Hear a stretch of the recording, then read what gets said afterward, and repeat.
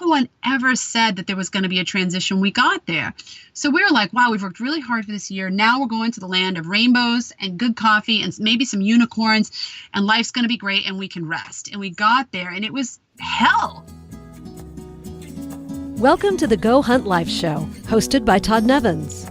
This is Todd Nevins, and I explore stories about people that had seemingly normal lives and careers going, but they pulled the ripcord and blew up their comfort bubbles to hunt down their life that they had always dreamed of living. On the show today, I speak to Will and Jessica Sueiro, who left their 9-to-5 jobs in Boston behind, and with their 2 kids in tow, set out to travel the world. Their first stop was Costa Rica, and what they quickly learned is that there was no amount of planning that could have prepared them for the transition from normal life in the States to their new lives full of unstructured chaos and adventure. And as you heard at the top, it was hell. I talked to them now a few years later after their kids convinced them to move to Morocco and travel in an RV. Jessica admits that they do not learn from their mistakes, but that has made all of the difference in their journey. And their story details what it's really like to pull the kids from school and set out on the road with a loose set of plans. And I would like to thank previous podcast guest Kim Dinan for introducing me to Will and Jessica. You can find Kim's story of adventure travel reshaped by an unexpected gift, a yellow envelope, on podcast episode number 86. And now my conversation with Will and Jessica of World Towning is coming up next. This episode is sponsored by PrintDirtCheap.com. Jeff Chrisman, the founder of Print Dirt Cheap, started his business the way most companies begin, with grit, determination, and a vision. And now, a decade later, he's built his company into an online printing powerhouse. If I've handed you a business card in the last 4 years, it was printed by Print Dirt Cheap. And the decals all over my laptop, they printed those too. They print and ship over 30 categories of printing products, from business cards and decals to banners, company letterhead, restaurant menus, and a ton of direct mail pieces. And they have just rolled out an entirely new website, ensuring that your online user experience to place an order is simple and fast. And when you place that order, use promo code LifeHunter for $10 off. And Jeff has just launched Success Hackers, which is a global group of tenacious entrepreneurs that share the latest tips, tools, and hacks into growing a business. Check it out at facebook.com/Success Hackers. Will and Jessica, thank you for jumping on the show today. Thank you for having us. It's great to be here. I love this question for you two because I have no idea what the answer is. Where are you located in the world? And if you were to walk outside, describe what you would see. I have no idea where we are. No, I know where we are. I drove us here. We are basically 20 minutes north of Casablanca in Morocco. What's the name of the city? Oh, you got me. See, he doesn't know where we are. I have no idea. This is a typical thing with Will and I, because we know kind of generally where we are, but because we move so frequently, we don't always know the exact name of the city.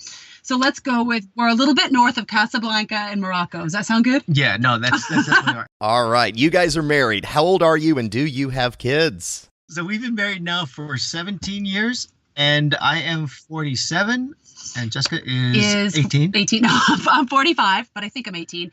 We have 2 kids. We have a daughter, Avalon, who is 13, and we have a son, Largo, who is 10. 10. Got it. All right. What do you do for a living, and what's your primary way that you make money? Well, our parents send us money every month. No, I'm just kidding. We make money through our business, World Towning. Will and I had a whole other life when we started out traveling. I had a graphic design business and I worked remotely. Will was an accountant and was very fortunate that his clients allowed him to live all over the world. And almost exactly 1 year ago, we started our business, World Towning. Okay. So are you still doing graphic design and accounting work? We are not. We are not. Okay.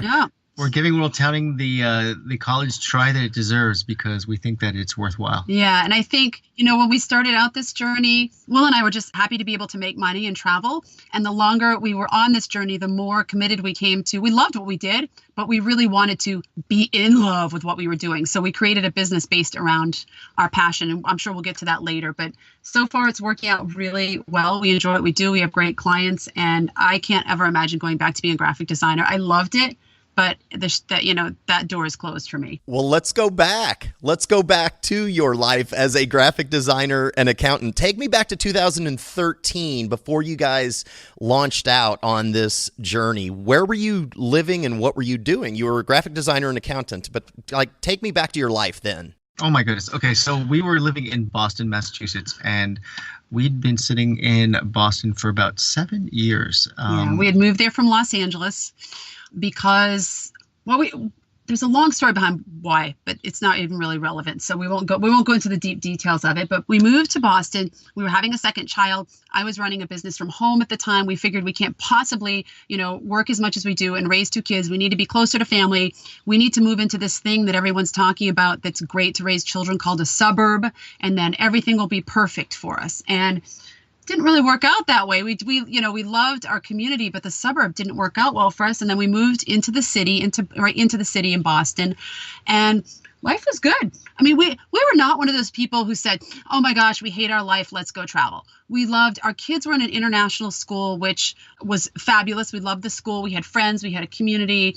We had, we just had a good life. Will liked his work. I loved being a graphic designer. I was working from home for a decade. I had amazing clients.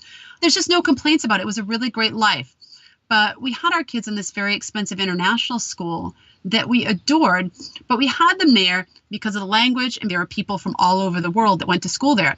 And we looked at it and we said, this is not financially sustainable for us for the long term, and we can probably get this and even get it in more intense environment if we start traveling with these kids. So how can we do this? And that's kind of where we were at when we made the decision to pursue traveling full time. Were you following somebody online, or did you have friends that were pursuing this ahead of you that were helping you or mentoring you into making this decision?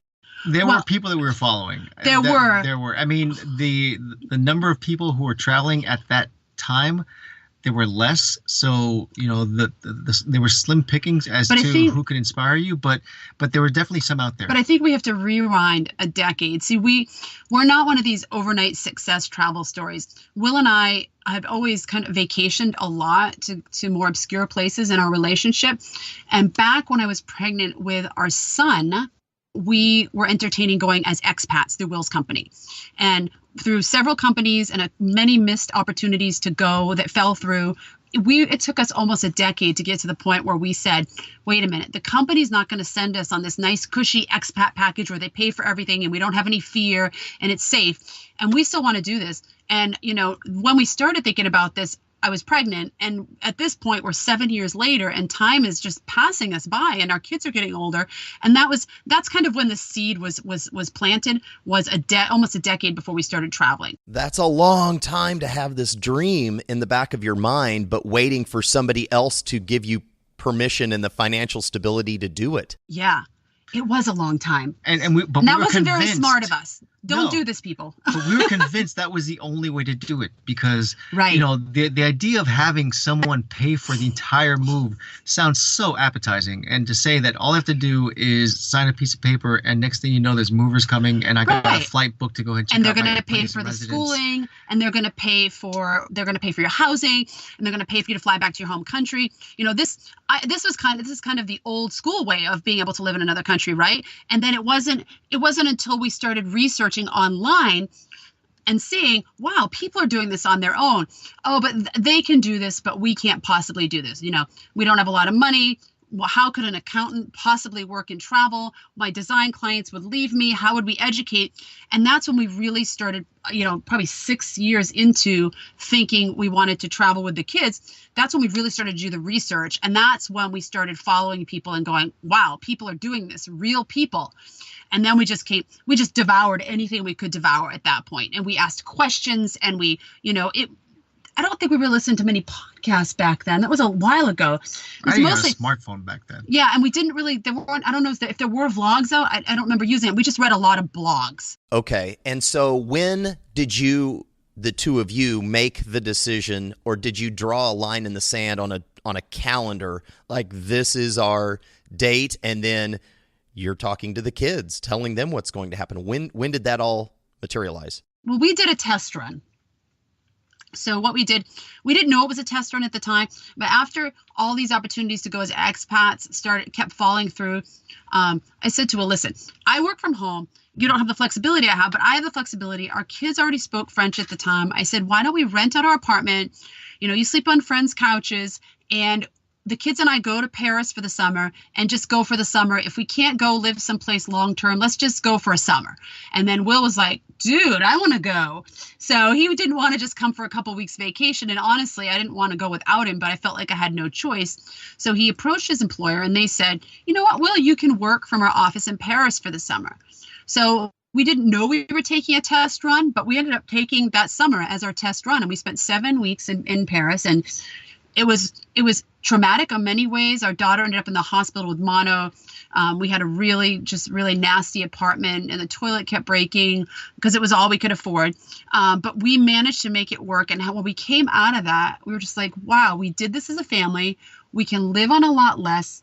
Our children are thriving, and I think we can do this. Like, the idea of us being able to survive in another country, we figured, okay, we can do this. Now we need to figure out how we're going to do it from a financial standpoint. And when we came back, that's kind of when we drew the line in the sand. That was in 2013? That was in 2013. Okay, so you came back. Will, go for it. No, I was going to say, as far as the kids, when we did the trip to France, the kids were 8 and 5. Yeah. So they were at that sort of prime age in which, the world is their oyster, and they don't have deep roots anywhere where they can just sort of uproot and go anywhere. And as long as sort of there's something entertaining, they're all in.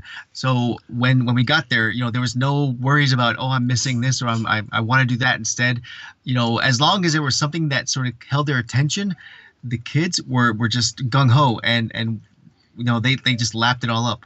And going back to that line in the sand, we realized at that point that ability to be so transferable as a child is getting smaller and smaller because of the fact that they're going to have more of a root system in their sort of, I guess, sedentary life, where they're going to say, I don't want to do this anymore. I don't want to take off anymore because I'm going to miss X, Y, and Z. And their normal would be established at that point. As they get older, what they consider normal, becomes established, and they have less of an ability to want to change that. And I always say, we redefined our normal. This is when people say, well, your life isn't normal. I say, well, this is our normal. A lady living in rural India has her normal, and someone living in New York City has their normal. And this travel life is now our normal. I mean, they remember their life before, clearly, but this is what they consider normal. They don't think it's anything weird or different. So when we came back, we drew that line in the sand, and we said, September 1st, we said, 1 year from now, we are going. We are going to work the next year to figure out everything we need to figure out. We got to learn how to homeschool. We got to learn what medical insurance we're going to get. We need to learn how to do our finances digitally. We need to learn about, getting a mailbox and just everything associated with leaving, because we told everyone we were going for a year, but Will and I had in the back of our head that we wanted to go for as long as, open-ended. So that meant we actually planned. We didn't plan to just go for a year and leave our stuff in an apartment and come back. We sold everything. We said, we're going, and if it doesn't work out, we'll come back and we'll figure it out, and that life will still be there and we can recreate it. But for us, we really needed to say, we're going all in. So let's do this. Okay, so September 2013 to September 2014 was your year of planning. Let's get everything lined up, and then we're gone, right? Exactly. The right time frame? Okay, a year. That is super consistent with most of the stories that I'm exploring with people, that it's about a year, and you rock out the Google spreadsheet and you knock stuff off 1 week and 1 month at a time. What was it? What were the people in your life telling you in regards? Were there naysayers saying, you guys what are you doing? You're crazy. People don't do that. Well, we curbed that a little bit because... some people thought they said, yeah, right. You've been saying that for 7 years. You're not really going. Well, yeah, so some people didn't believe us, right? Because we had been saying forever, we're going to go live in another country. And then, then we also told people that we were only going to go for 1 year. Right. Because, in our mind, this was a one-way trip, but we didn't want to go ahead and start the whole controversy of what are you going to do with the kids and how is their life going to be different, and oh my gosh, what are you doing with your career, if we said we're all in. So we gave the notice to the world saying we're going for a year, and we'll see how we'll reevaluate after that 1 year. And we still did get some people that would say, well, it's career suicide to leave for a year. You're not going to be able to get your job back, or this isn't really fair to the kids. They're not going to be able to be on sports for a year, or they're going to lose their friends. I mean, frankly, we did not get too many naysayers. Would you agree with that, Will? I mean, we were pretty fortunate.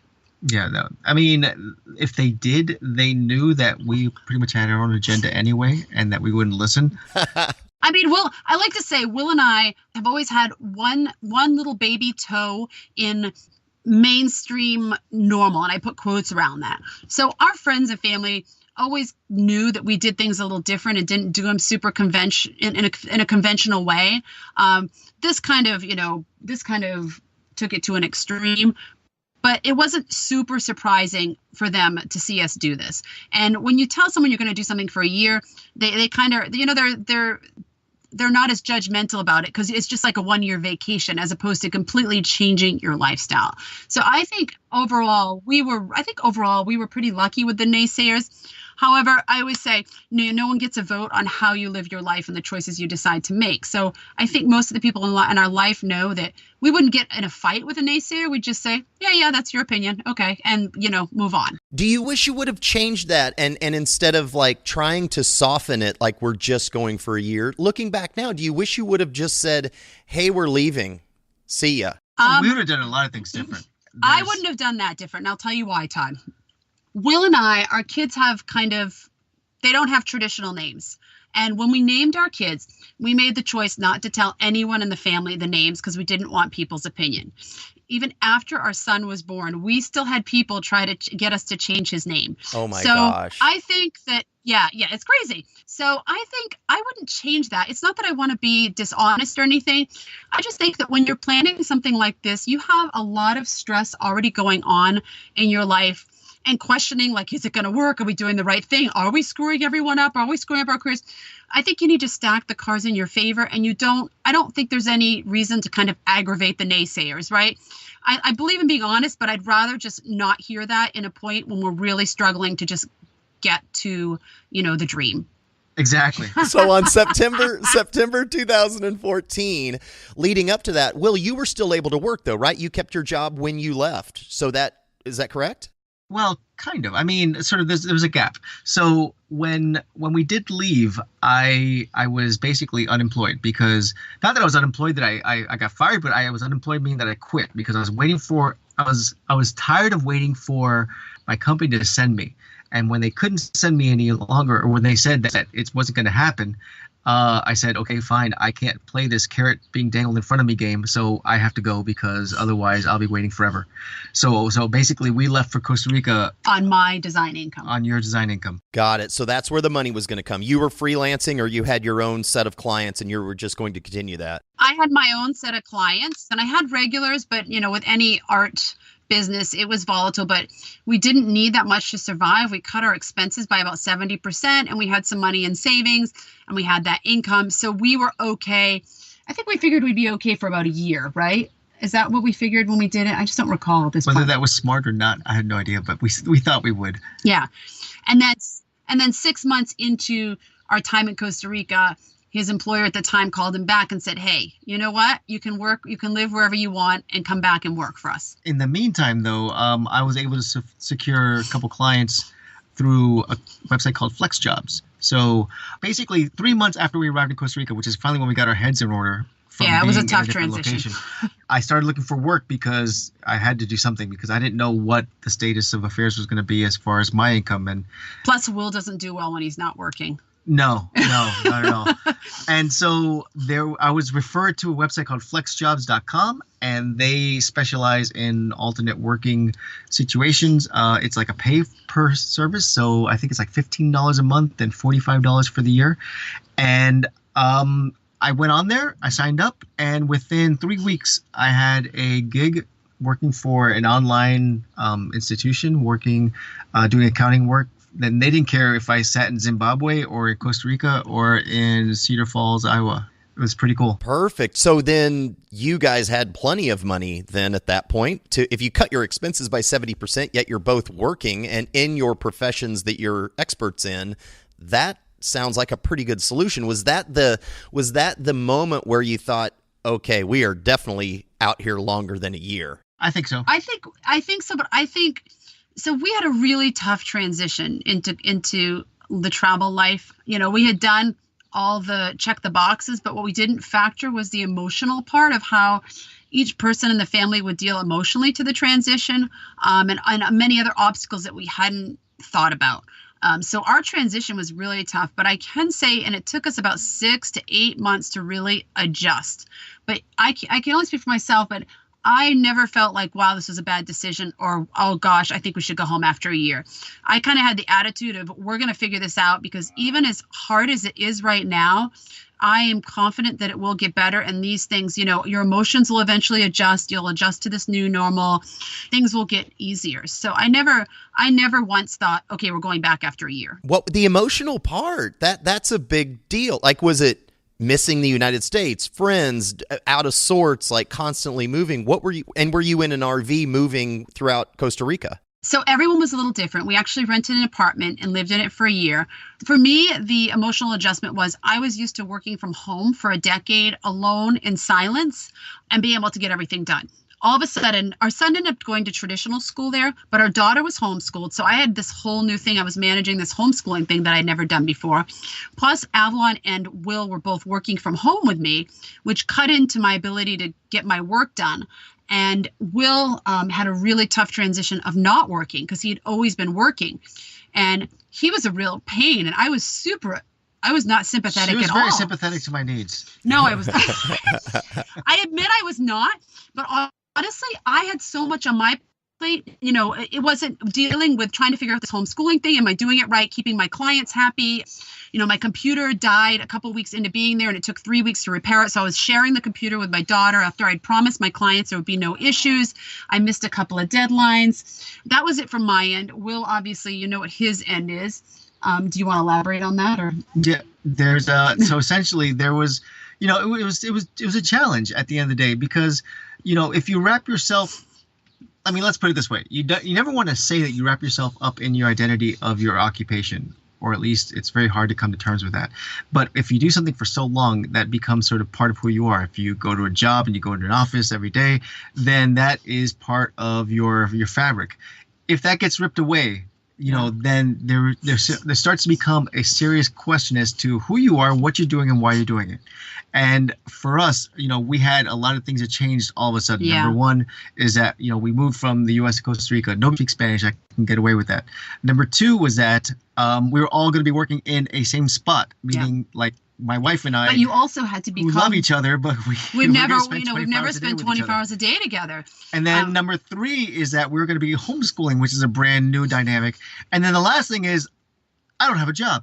And Will became the official translator for the family because no one spoke Spanish at that time. So anything that needed to be done, any documents that needed to be filled out, any doctor's visits, he had to accompany everyone. The kids did remarkably well. It was really mine and our emotions, Will and I mean, you know, they were younger. We were in our early 40s, and we completely changed our life. And then we were like, wow, because of everything we read and everything we heard and everyone we talked to and messaged, no one ever said that there was going to be a transition when we got there. So we were like, wow, we've worked really hard for this year. Now we're going to the land of rainbows and good coffee and maybe some unicorns, and life's going to be great and we can rest. And we got there and it was hell. We're like, my gosh, what have we done? Why is this so hard? We're really selling this life. No, but well, we'll get to the good. We're still doing it, right? And when we started reaching out to all these people, they're like, yeah, there was a transition. I'm like, why didn't you tell us? So no one at the time, now people talk about it more, but at the time people really didn't talk about the transition. And so we were just lost. Is there one thing that you would have done differently, or now you help others soften that transition? What's the number one thing that people can do to soften it? Get things done ahead of time. Yes. Like what? Like start homeschooling 6 months or a year before you're going to go if you have children and you're schooling them. Don't wait till you get there. Start early. If you're going to start a business or you're going to start working from home, start it before you go. Start it in your country where you know the language. Going to the grocery store takes 2 minutes. It doesn't take an hour because you can't read the labels. Get as much done as you can before you go, because you can't deal with the emotional adjustments before you get there. So those are going to be there once you get there. But if you stack the cards in your favor and do as much as you can beyond just the logistics of where's my mail going to go, how do I get my medical insurance, you're going to make your transition so much smoother. Support for this podcast and the following message comes from Click Placement, a digital agency designing Google AdWords and pay-per-click marketing strategies for startups, small businesses, and even people building a side hustle. Hit up clickplacement.com to start a conversation. If you would like to personally support the Go Hunt Life podcast, go to patreon.com/Go Hunt Life to make a donation. Okay, so now we've got to walk from 2014 Costa Rica to Morocco. And on your website, it says that you've lived in 3 different countries and started over each time. I thought that was an interesting way that you put it. Where did you go from Costa Rica? It seems like there's another country in there and now Morocco, or are there even more countries in there? So we did a year in Costa Rica, and then we did 9 months in Quito, Ecuador, and then we did 10 months in Yea, France, in the south of France, and then we moved into our RV. So you were renting apartments in those countries until now you're in your RV. Yeah, we did Airbnbs. We do Airbnbs, and then because they're fully furnished, and we test them out for a month, and if we like it, then we negotiate with the owner for a longer term lease at a reduced rate. That's a great move. All right. So what has been your motivation, and has there been a disruption and a learning curve now that you're living out of an RV? So let's start with disruption and learning curve. You want to go there? Right, well, hold on. So going from Costa Rica to Ecuador was virtually seamless. Yes. And when we say start over, we mean that we had to start over in the sense of new friends, new school, all that stuff all over again each time. But the transitions were pretty seamless. We pretty much had it figured out after doing it once. There was no 6 to 8 month adjustment like it was with Costa Rica. Ecuador was within weeks. France was within weeks. And then we moved into the RV. And it was like Costa Rica all over again on crack, because we moved into a small space. We had never homeschooled 2 kids. So now we have 2 kids homeschooling, and we started a business. So Will and I don't really like to learn from our mistakes. We just kind of bite off more than we can chew and then repeat. We seem to do that again. And I would say would you say the transition to the RV was harder than Costa Rica? What do you think? It was definitely there was the same set of circumstances in terms of things changing. We did it all in a smaller space. How long ago did you guys do this? 8 months. 8 months ago. That's a lot.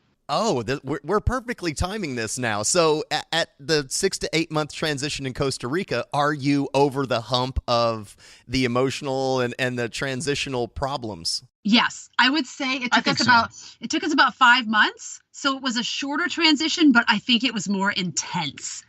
It was just over the top intense, and it rained most of those first 5 months in Europe. It was just super intense, whereas Costa Rica was a slower, kind of a slog of a transition, where this just hit us hard like a ton of bricks, and we were like, whoa, what are we doing?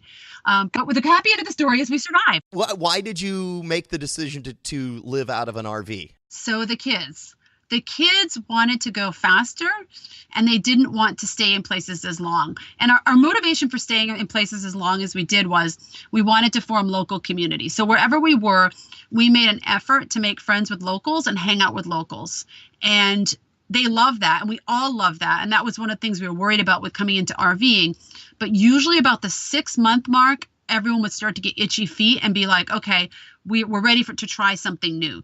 So the main motivation was the kids. They really wanted to do this. I don't know, Will and I didn't have a burning desire to live in an RV, but we wanted to give them a vote in this lifestyle that we're living. And for the first couple of years, they really wanted to do an RV, and we kept saying no because we wanted to figure out our finances and make sure we had enough money because we needed to buy the RV. And we told them that there would be a system here, right? We're a democracy. We're not a dictatorship. And we would allow them to have a vote vote in where we went and what we did. And actually, they actually picked France. We gave them France and Spain on the table, and they picked France. And then they picked between Montpellier and Hyères, they actually picked the town as well. How did they know a life living in an RV? Who had you met along the way that were doing this, and why was it appealing to them? I think it's every kid's fantasy. I think it's every kid's fantasy and every parent's nightmare. Like, oh my gosh. Because whenever I talk with my friends, they're like, oh, my kids would love that, but I would never do that. So I think we didn't know anyone living in an RV. No, but we wanted to give essentially, our kids something really. So, I mean, the whole travel thing started off with wanting to do something amazing for the kids to get them into a mindset where sort of travel is part of who they are, and understanding different cultures and everything else and living with becomes less a fabric of who they become. Okay, so all that being said, but we also wanted to make something amazing for them. And it's not just traveling the world and saying, okay, well, now we're in, Sydney, Australia. Oh, wow, look at the nice koala bears. I mean, it doesn't matter. But we wanted to give them something that they can say, yes, I've had tagine in Morocco. Yes, I've had the most amazing brie in France. I've had all these amazing experiences and talk to people and talk to locals that you cannot get just by traveling around on a 2-week vacation.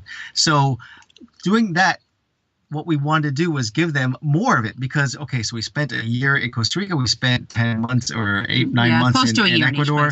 We spent, close to a year in France.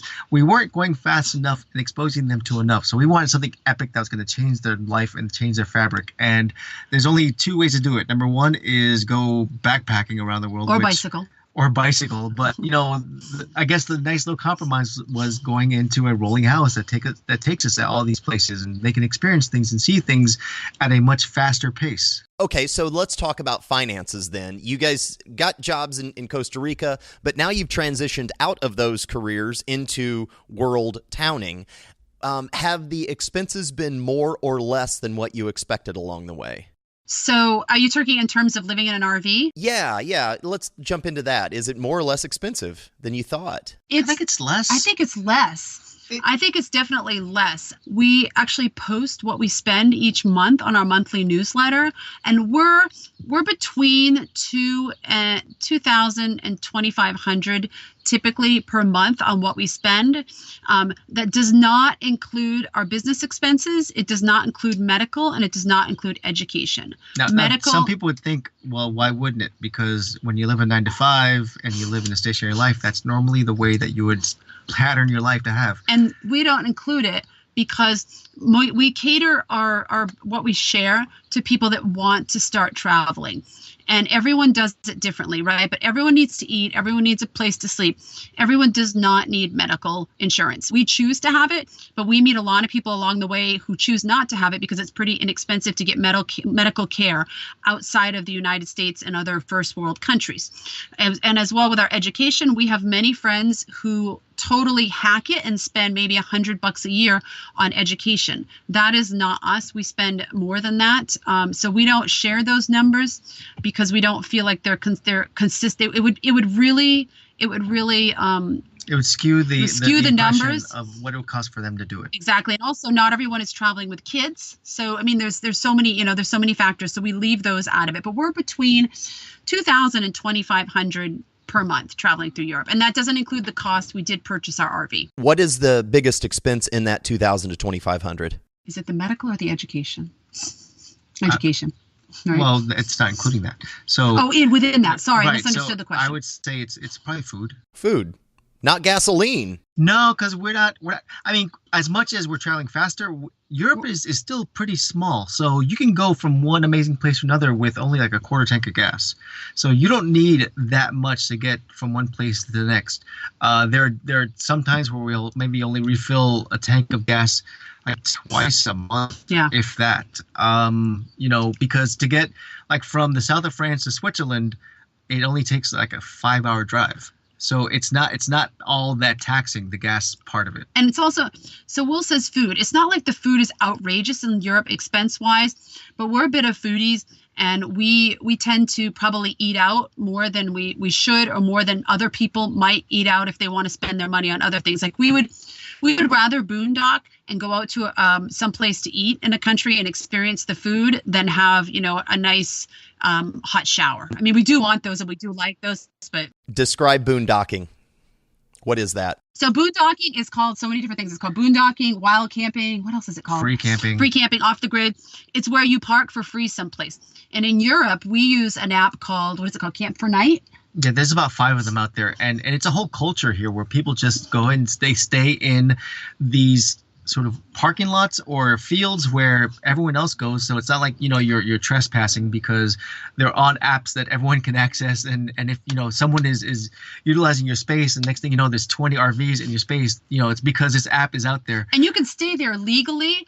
You just don't always you don't have electrical plug-ins. Sometimes you have the ability to dump. We've stayed at some where you actually have showers, but most of the time you don't have the hookups and the dumping services. So you kind of want to balance that, with staying in campsites. But if we didn't have our business and we weren't schooling the kids, we could completely camp Europe for free 100% so far. Whoa. We haven't hit UK where I heard you can't camp for free. We can shower in our RV, but if we're going to be at a campground a couple days a week, we prefer to just use the nice big showers at the campsite. But because of our situation and our work, we often have to just get into a campground and spread out and take advantage of their Wi-Fi. I mean, we have Wi-Fi, but just to make life run a little bit smoother for us and our business and schooling the kids. So let's talk about your business, worldtowning.com. What services do you provide? We help people cut the cord like we did, essentially. Yeah. We help them through all the logistics that they need to run through before they start traveling, or what we call world towning. We show them, or we share, or we instruct them, or we hold their hand, whatever you want to call it, about the medical, the housing, the schooling, the technology, the finances, the emotions, their why of doing this. And we have different tiers. We have a class, which is our lowest tier, which we offer. We just started. I think we're going to probably offer it 3 times a year, and it's a 10-week course where we have people all over the world, and we do it through Zoom. And they get links and a 1-hour video of us talking about the topic the week before the class. And then in the class, we go deeper into the topic and answer all their questions and have guest speakers. And like I said, we have a different subject every week. And we start right off the bat with the why they're doing this and their emotions. And then we talk about visas and then technology, medical, education. I mean, we go the whole gambit of getting yourself ready to go. And the beauty part about this, and the beauty part, I guess, about the whole idea of what we're doing, is that there's so many people that have in the back of their head that they do want to go, but they don't know where to start or how to get there. And they can easily hack their way through it if they had the time at night after they got home from work to go comb the internet for articles and blog posts, etc. But to piece it all together and then to finally end up at a spot where you're actually going because you haven't gotten tired of it is kind of hard. So with us, we almost stalled in that planning process. It would have been so easy to give up. And that was kind of the catalyst for starting a business, because there's so many people that want to travel. They just need a little bit of guidance and someone to kind of show them, these are the things you really need to think about and place your time on researching and get it done. And you can go and you can do this. So our class has been really great. We also do privates where we counsel people privately, where instead of just talking about visa in a more general sense, we actually target the call and the meetup to the visa for their specific location. Obviously, that has a higher price point. And then we also do like 1-hour consults if someone just has a question about something like, okay, I've got everything figured out, I've done it on my own, but I'm really stuck on the schooling aspect. And we always say we created this business for purely selfish reasons. This is possible. Will and I are not unique or special or trailblazers. It's possible. People just believe it's not possible because they've been told it's not possible. And it seems overwhelming to accomplish everything that needs to be accomplished to go live in another country. And we want more people traveling. I mean, it's possible, it's obtainable, and we love what we do. I said at the beginning when we started, we just wanted to be able to sustain this. And we had our accounting and our design job, and that was great. But then we got to a point where we wanted to do something where we were giving back and something that we love. And that's how World Towning evolved. Sounds incredible. Is there one experience over the last few years since you left Boston that you think back on more than any others, and it is the defining moment of, yes, we were definitely on the right path? Oh, boy. Well, for me, it's so many. Easy. I know Jessica has her own, but for me it is. So we left, when our kids were at a certain school age. Our daughter was getting into 5th grade, and our son was just entering 2nd grade. Yeah, 2nd grade. And, we've gone back at times to the U.S. to go visit friends and visit family and just to sort of maybe stock up on stuff that we can't get, overseas. But essentially, when we do meet up with friends who have kids the same age and we start seeing where their kids are at and our kids are at, we start noticing certain differences into how mainstream media has affected them, where ours have been less impacted. And the fact that, biases are created based on that exposure to the mainstream media, where our kids have not sort of had these biases created. That for me is the end all be all, is being able to create your own opinion based on your own experiences without having someone else force their own opinions down your throat. That is why I continue to do this. That is incredible. Wow. All right. Well, I'm going to cry. You're getting deep, Will. I just like that time we went in the hot air balloon ride. No, I'm just kidding. So for me, there's several, but I would say that I'm gonna kind of be more broad and say, when I see our children making friends with children in all the countries that we've lived, and speaking in different languages and eating food that they're not necessarily familiar with, and really doing this with such ease, that is a defining moment for me, that they really are global citizens, and they have a heart and compassion for those different than them and maybe those less fortunate, that I just don't think would have been easy to obtain if we had stayed in our other life. And I think it's great to travel and see the sights and eat the food and all that stuff. But for me, at the end of the day, the most powerful part of this journey is the people we meet along the way. And, we love meeting other travelers, but at this point, I'm really talking about the people that live in these countries and these towns and these cities that we live in and that we visit, that open their homes and their heart and their culture and their traditions to us. And our kids fully accept and appreciate and love that. And to me, that's every time that happens, that's that moment you're talking about, right? Every single time it happens, I say to Will, this is the moment. This is what I'm talking about. This is why we're doing it. And it happens quite frequently. So I can't say, oh, well, this one instance, Will and I are doing this for the kids. We love to travel, but we're doing this for them. And we want to show them the world, and we want to spend a lot of time with them, and we want to live a minimalist lifestyle. We only have so many years with them, and to see them really opening their heart up to the world, it's magic. We are going to end on that. That is incredible. You can find and follow Will and Jessica at worldtowning.com on all of the social channels, and big time on YouTube. The videos are awesome. Go to YouTube, World Towning. Jessica and Will, thank you so much for joining me today. Thank you for having us. Thanks. We had a great time. Don't forget to hit up the online printing rock stars at printdirtcheap.com and use promo code LifeHunter for $10 off. Hey, Life Hunters, thank you for listening to this episode of Go Hunt Life. If you like the show and would like to support it, go to iTunes and do this. Subscribe to the show, leave a rating, and review it. It helps, and thank you.